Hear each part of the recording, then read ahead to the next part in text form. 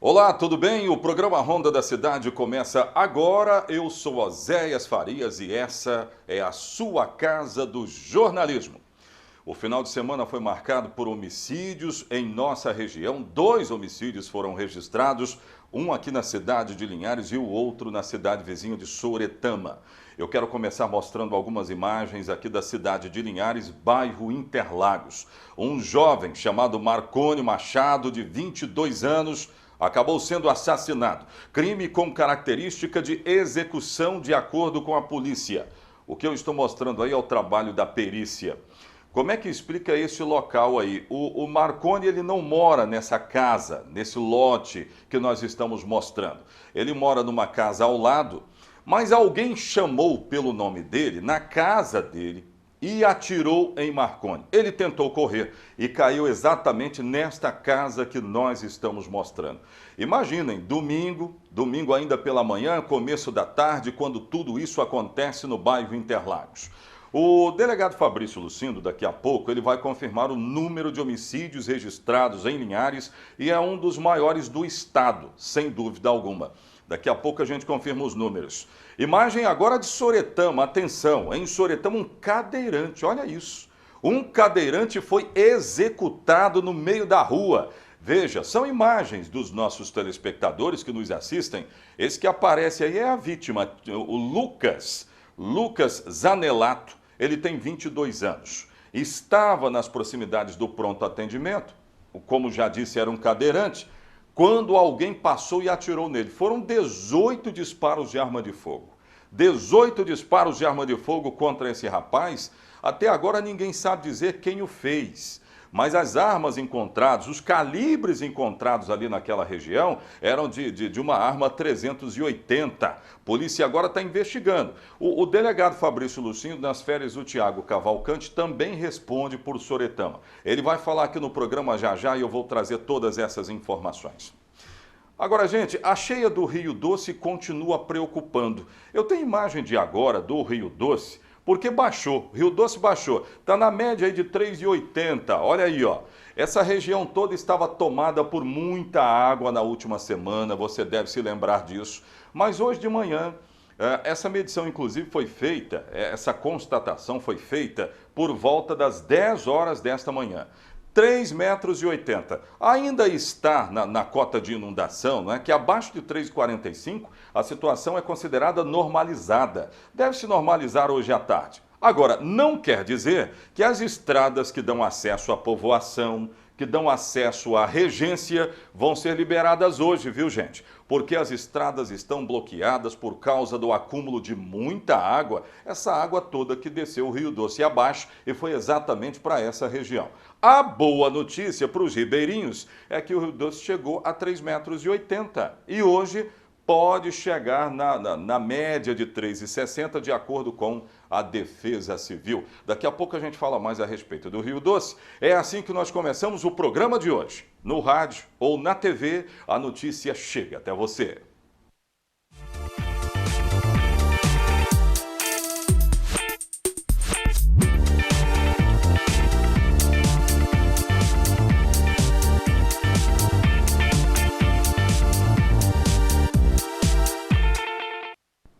Veja que pauta interessante nós teremos hoje. Você tem algum parente que saiu beneficiado pelas famosas saidinhas? Saidinha de Natal, saidinha para o Ano Novo e está cumprindo pena em presídios aqui da cidade de Linhares? Sabe onde estão as pessoas que não voltaram? Essas pessoas podem ter problemas na justiça, como regressão de pena. Hoje, a terceira subseção da OAB, Ordem dos Advogados do Brasil, vai estar aqui nos estúdios. Produção, tudo bem? Bem-vindos. Está confirmada essa entrevista, não é? Nós vamos ter aqui Carla Antunes, doutora Carla Antunes. Eu já quero agradecer a OAB, Ordem dos Advogados do Brasil, que está nos atendendo, vai nos atender toda semana para orientar a nossa comunidade. E quem não voltou, gente, vai ter problemas, sem dúvida alguma vai ter. Uma média de 300 presos que estavam cumprindo pena e que foram beneficiados com a saidinha de Natal e Ano Novo. Acabaram não voltando. É um prejuízo gigante. Daqui a pouco a OAB vai nos ajudar a entender a situação e vai orientar também. Interaja conosco através das redes sociais. Nós estamos ao vivo no nosso canal no YouTube, estamos. Aliás, eu fui a Soretama, produção, e lá eu tive a informação que nós somos muito acompanhados no nosso canal no YouTube, lá em Soretama. Olha que bacana. Muito obrigado pela atenção de todos aí que querem saber mais sobre o homicídio registrado lá. O delegado Fabrício Lucindo vai tocar no assunto já já. Mas nós temos a nossa página no Facebook, veja aí, você pode ir para lá. Nós estamos ao vivo no YouTube, youtube.com/Ronda na Rede, e o nosso telefone de contato, que vai aparecer também aqui na sua tela, é o WhatsApp, você pode interagir conosco. Já vamos chamar o delegado Fabrício Lucindo, vamos lá? Homicídios registrados em Soretama e Linhares. No ano passado, Soretama registrou um número bem grande de homicídios, maior que 2020. Então, Soretama está vivendo uma escalada de crescimento de homicídios e já registrou o primeiro caso. Um cadeirante acabou sendo executado no meio da rua. O delegado falou sobre isso e ele vai confirmar o número de homicídios oficialmente de 2021 também lá. Aqui na cidade de Linhares, homicídio registrado no bairro Interlagos. Um jovem de prenome Marconi acabou sendo assassinado. Um familiar do Marconi, essa é uma informação que eu levantei agora há pouco, hein? Um familiar do Marconi disse que ele tem envolvimento com o tráfico de drogas. Era usuário. Vamos saber então. Delegado Fabrício Lucindo na nossa audiência. Põe no ar. Delegado, o final de semana voltou a ter violência por homicídio em Soretama e Linhares. Primeiro, Linhares. Um jovem de prenome Marconi acabou sendo assassinado. Equipe de investigadores na rua já para colher informações, né? Exatamente, José. No mesmo momento do crime, a Polícia Militar atendeu a ocorrência, a perícia criminal, nós acionamos, foi para o local para fazer os primeiros levantamentos, coletar os vestígios, e os investigadores já estão trabalhando no caso desde o final de semana. É um fato que ocorreu aí nesse último final de semana, de gravidade, porque um foi assassinado e o outro acabou ferido.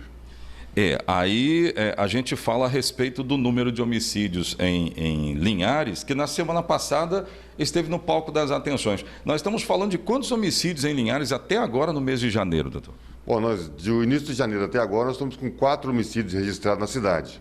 Em comparação com o ano passado, nós tivemos 2 nesse mesmo período. Então tem um aumento de 2 homicídios. E aí a gente está falando de um índice de elucidações que continua muito alto, doutor. O fechamento de 2021 mostra isso. É verdade, a gente tem um dos melhores índices de elucidação de crimes. Muitas prisões foram realizadas em 2021, outras em 2022. Então a gente está trabalhando nesses casos que ainda restam para elucidar e nesses novos aí do ano de 2022 para a gente poder dar uma resposta à comunidade. O senhor também está respondendo lá para o Soretama que no final de semana teve um assassinato, um jovem de prenome Lucas acabou sendo assassinado, era cadeirante. O que se sabe desse caso, hein, doutor? Bom, os policiais também estão empenhados nesse homicídio. Inclusive, uma equipe está em Soretama agora fazendo os levantamentos que foram preliminarmente feitos pela perícia criminal e agora os policiais estão fazendo esses levantamentos para poder indicar a possibilidade de autoria desse caso. Soretama, no ano passado, também esteve nesse centro de atenções com relação à violência. E esse é o primeiro caso lá, não é? É verdade. Soretama teve um aumento de homicídios em 2021 em relação a 2020. Esse ano é o primeiro caso. Nós estamos lutando muito, junto com a Polícia Militar, para poder reduzir a violência em Soretama e Linhares. O maior problema em Soretama continua sendo o embate de traficantes ali na região, doutor? Sim, a grande maioria dos casos que foram registrados em Soretama no ano passado, ou foram crimes banais, ou foram crimes motivados por esse atrito entre pequenos traficantes e crimes de vingança também, que ocorreram alguns lá na cidade de Soretama. São essas as informações possíveis, porque os casos ainda estão sendo apurados. Tanto o homicídio de Soretama como o homicídio aqui do município de Linhares continuam sendo investigados com levantamento de informações. Nos dois casos, me parece ter um envolvimento com o tráfico de drogas, mas isso vai ser colocado na investigação. Nós vamos acompanhar. Já me perguntaram aqui o seguinte, tudo bem, Rio Doce baixou, nós mostramos a régua de medição do Rio Doce. Mostra a régua de novo de medição do Rio Doce. Nós fomos no cais do Porto hoje de manhã para mostrar que o Rio Doce baixou, e baixou bastante. Se não estou enganado, nas últimas 24 horas foram pelo menos 2 metros que o Rio Doce acabou baixando. Não quer dizer que as estradas estejam liberadas, não. Aí nós estamos vendo 3,80 metros, ainda na cota de inundação, que é de 3,45, mas a tendência é que isso chegue na cota de inundação ainda hoje, porque chove menos em Minas Gerais. Agora vamos mostrar estradas que estão interditadas e que continuam interditadas. Por quê? Exatamente porque essa água toda aí, ela ficou acumulada, não é? Essa água tem que baixar. Eu não sei quanto tempo vai ficar para essa água baixar. Uma imagem de cima muito interessante. Agora, terrível para quem precisa passar por essa estrada. Teve uma anilha aí nessa estrada que acabou sendo levada, dada a força da água que nós estamos mostrando. Região de Cacimbas, o acesso à povoação, o acesso à regência, esses acessos ainda estão interditados, não está passando de acordo com a Defesa Civil. Uma situação que pode mudar, claro, desde que o nível dessa água aí também baixe, o que ainda não aconteceu. Portanto, essas estradas continuam ainda interditadas. Intervalo comercial, daqui a pouco de volta com outras informações, outras notícias no programa Ronda da Cidade. Eu volto já.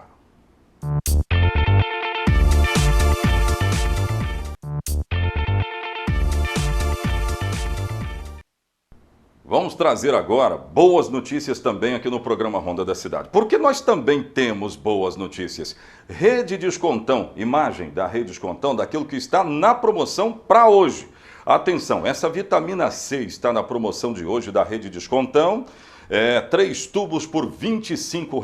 Vale a pena aproveitar. E nunca foi tão necessário, não é? Ter uma vitamina C em casa. Faça uso, amigo. O preço é ótimo. Rede Descontão subida para o mercado municipal. Eu vou trazer um giro de notícias agora com a Luana Santos. Nós vamos falar das estradas, vamos falar de acidentes e atropelamentos também. Teve um atropelamento ali nas proximidades de um grande supermercado da BR-101, muito conhecido aqui por todos nós. E aí é o seguinte, caso está sendo apurado pela polícia, né? Tem um contexto meio estranho nesse atropelamento. E outras informações também das autoridades de trânsito na nossa região. Vamos saber.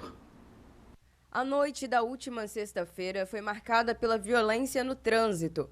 No quilômetro 123 da BR-101, próximo ao limite dos municípios de Linhares e Sooretama, um motociclista identificado como Luciano Soares das Neves, de 19 anos, trafegava em uma motocicleta no sentido São Mateus, quando colidiu na traseira de uma carreta que trabalha com transporte de eucalipto. Luciano não resistiu aos ferimentos e morreu no local. Um atropelamento também na sexta-feira foi registrado no perímetro urbano da BR-101 em Linhares. De acordo com informações obtidas no local, Janderson Araújo Cardoso, de 21 anos, foi atropelado por um caminhão-baú quando trafegava no quilômetro 149 da BR-101. Janderson não resistiu ao atropelamento e morreu no local. Na tarde do último sábado, um motociclista saiu gravemente ferido quando a moto dele e um carro de passeio colidiram na rodovia que liga Linhares a Rio Bananal, no chamado Trevo da Lagoa Nova. A vítima foi socorrida pela equipe do SAMU para um hospital de Linhares. E a Polícia Militar, durante o patrulhamento no bairro Nova Esperança, apreendeu com um adolescente de 17 anos uma sacola contendo 23 buchas de maconha. E ao realizarem buscas na residência dele, foi encontrado também R$ 187,00 e 216 buchas de maconha escondidas em uma bananeira. O caso foi encaminhado para a Delegacia de Linhares. Após mais um tiroteio entre Cavaco e Gogó da Ema, no bairro Aviso, a Polícia Militar, com a ajuda do Cão Nil, apreendeu drogas, dinheiro e uma submetralhadora calibre 9mm. Um rapaz ainda tentou escapar, mas foi pego pelos militares. Muito bem. Informações com Luana Santos. Gente, tem uma andorinha que está me informando aqui o seguinte.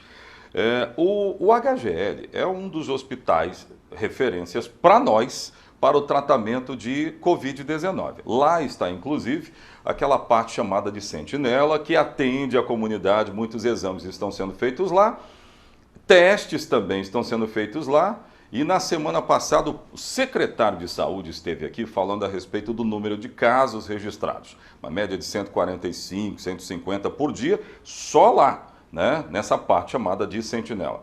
Mas o hospital está passando por algumas obras e, por causa dessas obras, apenas 50% dos leitos estão à disposição da comunidade. E isso por causa das obras, que são necessárias, são importantes. E desses 50% dos leitos, leia-se 22, os 22 leitos estão ocupados. Significa dizer que nós não temos leitos hoje disponíveis no Hospital HGL. Volto a repetir, hein? Uma informação extraoficial que parte do Hospital HGL. Tudo isso nos remete a pensar o seguinte: temos que continuar tomando cuidado contra o coronavírus, ou cuidados com relação ao coronavírus. Falando nisso, o aumento de casos da variante Omicron em nosso estado causou um verdadeiro boom de procura por testes de Covid-19, mostrando que, de fato, a população está preocupada com o avanço desse vírus. Quem vai falar conosco é a Jéssica Trocati. Me conta, Jéssica. A explosão de casos da variante Omicron em território capixaba tem feito com que a população aumentasse a procura por testes rápidos para detectar a infecção pelo vírus. Na rodoviária de Vitória, por exemplo, a corrida por um exame foi observada na extensa fila que foi formada na manhã desta quinta-feira. E quem passou por lá estava preocupado. Está todo mundo preocupado, né, com essa doença aí. E esse aumento é meio complicado. Está muito preocupante, está aumentando assim loucamente, né?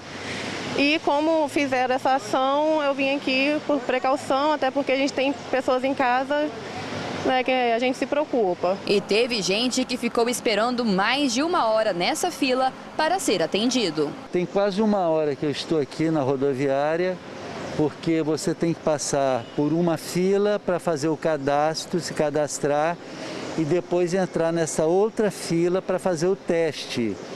Diante desse cenário preocupante, o Espírito Santo conta com 420 pontos de testagem de Covid-19 espalhados por todas as regiões. Só aqui na região metropolitana são 244 postos com os testes para a população. Em alguns postos de testagem de massa, como aqui na rodoviária de Vitória, são realizados os 2 tipos de teste, o RT-PCR e também o de antígeno, conhecido como teste rápido, que sai o resultado em apenas 20 minutos. De acordo com Orley Cardoso, subsecretário interino de Vigilância em Saúde, o cidadão que procurar o serviço ofertado por meio de agendamento online será direcionado primeiro para o teste de antígeno. Mas caso o resultado seja negativo e o paciente mesmo assim apresentar os sintomas, será então ofertado o RT-PCR no mesmo local de testagem. Os profissionais estão orientados a realizar o teste rápido de antígeno. Se der negativo e a pessoa for sintomática, tiver algum sintoma gripal, algo nesse sentido, ela vai colher o RT-PCR. Orley destacou ainda a diferença entre os 2 testes e que ambos são seguros. No momento, nós trabalhamos com 2 metodologias, que é o teste rápido de antígeno, que é aquele teste que é feita a coleta com suave da narina, nasofaringe, e o resultado ele sai em até 15 minutos. Então, esse é um tipo de teste que nós chamamos do teste rápido. O outro teste que nós utilizamos é o RT-PCR. Esse RT-PCR é um modelo de coleta. É semelhante à coleta do antígeno, é o SWAB, na narina, e a diferença é que a amostra é encaminhada para o LACEN. O teste rápido, o resultado é entre 15 a 20 minutos. O teste de RT-PCR, ele fica entre 24 a 48 horas a partir do momento que entra no laboratório. Em relação à procura significativa por testes rápidos no Espírito Santo, o subsecretário garantiu que não haverá no momento desabastecimento. Ao todo, são mais de 1,5 milhão de testes disponíveis. Pois é. Então tem que fazer os testes, não é? A melhor forma de combater o coronavírus é primeiro fazendo testes, sabendo que tem que tomar as precauções. É isso aí, que tem o vírus, não é? Ó, volta às aulas. Daqui a pouco nós vamos falar sobre volta às aulas. Os linharenses têm ido às compras, porque já está na hora de comprar material escolar. Entre outras informações, eu vou dar esses detalhes daqui a pouco no Ronda da Cidade.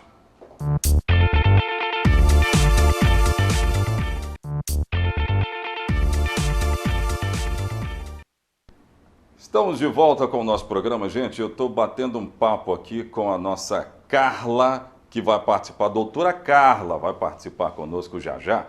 E o assunto que nós vamos abordar com ela é a famosa saidinha para Natal, para Ano Novo. E quem não voltou? Como é que fica essa história toda, hein? Daqui a pouco nós vamos saber um pouco mais, nós vamos orientar a nossa comunidade. Então fique aí que você não vai perder, tá? Fique aí. Gente, eu quero dividir tela agora com o João Batista. É João Batista lá em São Mateus? Vamos saber então, João Batista com informações dessa região toda em São Mateus. Opa, ele já apareceu. Me conta tudo, João. Olá, Oséias e amigos que acompanham o programa Ronda da Cidade. Nós começamos hoje com uma notícia muito triste nesta segunda-feira, principalmente para uma família da cidade de Jaguaré. Uma criança de 10 anos morreu afogada em uma represa que fica nos fundos da propriedade dessa família. De acordo com informações do Corpo de Bombeiros aqui em São Mateus, que foi acionado e foi até o local, na zona rural de Jaguaré, essa criança teria pulado na represa, foi resgatada pelos vizinhos, mas já sem vida. Corpo de Bombeiros fazendo sempre um alerta aí para os pais, né, em relação a represas, a lagoas, cachoeiras, enfim, o calor está aí, o verão está aí, e infelizmente esses casos acabam acontecendo. Agora a gente muda de assunto para falar de uma operação realizada pela Polícia Civil, em conjunto com a Polícia Militar, no município de Jaguaré. Essa operação começou na quinta-feira e teve o desfecho na sexta, com a prisão de 6 pessoas, todas envolvidas com tráfico de drogas e homicídios lá naquele município. Entre os presos está um homem apontado de ser o chefe do tráfico de drogas lá na comunidade do Palmito, em Jaguaré. Essas armas aí que você acompanha nas imagens foram apreensões, armas e drogas, apreensões feitas pela Polícia Civil. E um corpo foi encontrado boiando no rio Cricaré, em Nova Venécia. A polícia ainda não tem identificação da vítima, mas, segundo informações, o corpo apresenta sinais de violência. Ele foi encaminhado para o Serviço Médico Legal de Linhares. Mais detalhes de toda essa movimentação você vai acompanhar no programa Ronda da Cidade de Linhares e nos nossos telejornais que nós vamos na sequência aí do dia aí mostrando e atualizando aí os nossos telespectadores. Oséias, um grande abraço para você. Voltamos ao estúdio em Linhares e até amanhã, se Deus permitir. Valeu! Amanhã a gente conversa mais. Grande João Batista. Olha aqui, deixa eu falar sobre volta às aulas. A volta às aulas está aí e os linharenses estão indo às compras, procurando melhores preços para conseguir cumprir a lista de materiais escolares dos seus filhos.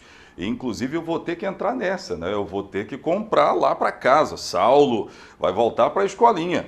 Mas olha, os preços estão aumentados, então tem que gastar sola de sapato sim. Luana Santos tem essas informações? Luana, me conta. Depois das compras de Natal, os brasileiros têm como preocupação agora a lista de material escolar, que já garante um gasto considerável. Tem vários estabelecimentos comercializando, né, produtos escolares. Ele tem ainda as lojas virtuais, que ele pode fazer a compra dentro da sua própria casa, né, com uma certa antecedência. Ele pode escolher os sites confiáveis e efetuar, que existe muita oferta, né, pela internet de produtos com preço bom. O preço pode variar bastante de uma loja para outra. Neste ano, o item de maior variação é a mochila. A pesquisa é a melhor forma de conseguir economizar. Com certeza, aí a gente tem que dar uma pesquisada mesmo. Sim, com certeza, né? As coisas hoje em dia estão muito difíceis, então a gente tem que sempre procurar o melhor pra gente, né? O consumidor tem que estar atento também, porque existe às vezes uma diferença muito grande de um produto, né, de uma loja para outra, mas o consumidor tem que estar atento à qualidade do produto. O consumidor também precisa estar atento ao que está sendo pedido na lista de material escolar. Coisas que não podem estar inclusas são produtos de uso coletivo, como, por exemplo, produtos de higiene ou de limpeza. Então, os pais têm que estar atentos a essa lista que às vezes chega, ver se não tem um exagero em determinado produto, né? Porque não justifica você pedir um número exagerado de um determinado produto que o aluno não vai conseguir usar aquilo durante o ano. Uma ótima dica para os pais que estão em busca de qualidade e preço acessível nos materiais escolares é a pesquisa do Procon, que auxilia na hora de fazer o comparativo. Sim, sempre faço isso, porque de uma loja para outra costuma ficar bem mais em conta. Se você for comprar um material bem maior, né, igual o meu caso, fica bem mais em conta. O consumidor pode acessar, né, o site da prefeitura, né, de Linhares, e buscar o link do Procon. Ele vai ter acesso à pesquisa, né? Essa pesquisa não só dos materiais escolares, como também da cesta básica. Pois é, tem que gastar sola de sapato, querido. Eu vou fazer isso. Tem uma boa para você que precisa trocar de óculos, eu vou te dar uma super dica. Ótica Nova Visão, bem localizada no centro da cidade, com espaço muito agradável, atendimento de qualidade, as melhores marcas para você e sua família. Há atendimento a diversos convênios, parcelamento em 6 vezes no cartão e descontos para aposentados, pensionistas e estudantes. Vá lá, faça uma visita, faça um orçamento sem compromisso. Ótica Nova Visão, Avenida Governador Lindenberg, 846, na entrada da Galeria Shopping Pátio Mix. Telefone é 99925-2971. Daqui a pouco, nós vamos trazer aqui o quadro Direitos e Deveres. E o assunto, saidinhas para reeducandos que estão tendo, na verdade, um grande benefício. E os que não voltaram? Como é que fica isso? Daqui a pouco nós vamos trazer esclarecimentos importantes, informações importantes. Volto já.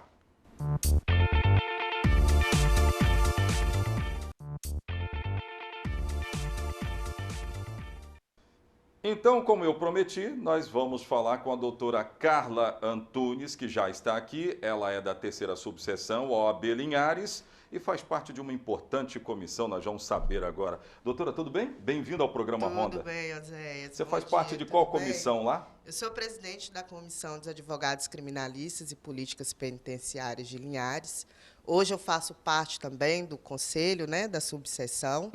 E com muita alegria, bom dia a todos. Quase boa tarde, né, Oséias? Quase boa tarde. Quase na hora do almoço, inclusive. Quase. Mas olha só, então hoje nós vamos falar sobre as famosas saidinhas. Você que de repente tem parente nessa situação, fique atento.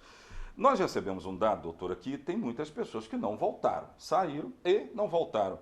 E é uma situação que fica muito complicada, né? Não voltar. Eu queria que a senhora orientasse, de repente tem alguém até nos ouvindo, as famílias, os reeducandos, essa situação, o que fazer a partir de então, já que não voltou? Hoje nós temos um número muito pequeno de evasões, que são essas pessoas que não retornam das saídas temporárias. É importante frisar que hoje as saídas temporárias aqui da nossa VEP, elas não são em datas comemorativas, são datas próximas. A gente pensa nisso, Natal, exatamente, Ano Novo, saidinha das Dia mães, Dia dos pais, mas né? Não é. Não é. Hoje a nossa juíza aqui, doutora Valesca Mesquita, ela criou um calendário, né, onde nesse calendário as saídas elas são próximas, não são nas datas específicas de datas comemorativas. O reeducando ele tem direito a 5 saídas anuais, são saídas de 7 dias, e essas saídas elas têm que obedecer um calendário de 45 dias entre uma saída e outra. Como eu falei, o número de evasões, que são esses internos que não retornam ao presídio, não retornam para cumprir a sua pena, é um número muito pequeno. Em média de 2%, 3%. Chegou a 3%. Na última saída, tivemos um número maior de evasões. mas também tivemos um número maior de presos que receberam esse benefício da saída temporária, né? Entendi. A juíza é muito criteriosa, ele para conceder. Exatamente, ele precisa ser um preso que um reeducando. A gente fala preso, mas o nome é reeducando. Uhum. Esse reeducando, ele precisa cumprir alguns critérios, ele precisa cumprir uma fração da pena dele, ele precisa estar no regime semiaberto, ele precisa ter uma boa conduta. Em alguns casos, né, dependendo do tipo do crime, a juíza pode fazer o requerimento do exame criminológico também. Então, são vários fatores. Uhum. É uma pena, né, que esse reeducando, por algum motivo ou outro, ele não retorne. Agora, por não retornar, o que pode acontecer com ele? A regressão da pena é a primeira logo, né? A primeira penalidade que se fala é regredir a pena, não é? Exatamente. Essa regressão, óbvio, você vai justificar o porquê que você não retornou. Uhum. Nós temos N motivos. A gente tem motivos, problemas de saúde na família, problemas financeiros, até o tipo de crime. Às vezes, o reeducando ele é ameaçado, ele não volta com medo, e aí ele decide se apresentar após, né? Série de situações. São uma série de situações. Uhum. É muito peculiar, assim, cada caso. Cada caso é um caso, né? E doutora Valesca, hoje a nossa juíza da execução, ela vai analisar caso a caso e ver se se essa regressão ela vai ser definitiva ou só uma regressão cautelar. Gostei muito de falar com a senhora. Tem um sotaque bonito, né? Tem um sotaque bacana, mas eu vou fazer a última pergunta. Vou fazer a última, viu, produção? Que a gente vai para o rádio daqui a pouco para continuar esse bate-papo aqui. Então, quem está nos ouvindo e não voltou, o recomendável é ele, então, se apresentar. O recomendável é ele se apresentar.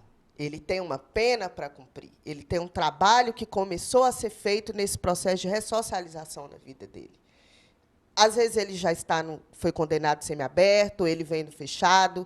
A maioria desses internos, desses reeducandos, são reeducandos que já foram em outras saídas e retornaram. Eles já estão trabalhando, eles estão sendo preparados para retornar o convívio sociedade. Para retornar para a sociedade, muito bem. Né? Então, o importante é retorne, se apresente, procure seu advogado. Caso você não tenha um advogado, na companhia de algum familiar, né, se apresente, a fim de você terminar de cumprir a sua pena. Né? Você está passando por um processo. Vai ter penalidade? Vai. Como eu falei, vai ser analisado caso a caso. Né? Então, eu gostaria de pedir às famílias, aqueles 7 dias, exatamente, aqueles 7 dias são tão importantes. É para um filho que não vê seu pai há muito tempo, é uma mãe que não vê seu filho. Aqueles 7 dias ali é muito gostoso. Mas é importante que ele saiba do compromisso dele. Ele está em um processo de ressocialização. Então, vamos terminar de cumprir a pena, vamos para você sair pela porta da frente ali no presídio, para a vida voltar ao normal. Né? Ninguém quer ficar foragido, porque você está foragido hoje. Muito bem. Gente, quero agradecer a doutora Carla, que prontamente nos atendeu. Doutora Alcídia, muito obrigado também aí, viu? Agora nós vamos para o rádio, nós vamos continuar isso aqui lá. Aqui acabou, mas no rádio nós vamos falar muito mais a respeito disso. Grande abraço, o programa Ronda da Cidade fica por aqui. Amanhã de volta. Tchau, tchau. Obrigada.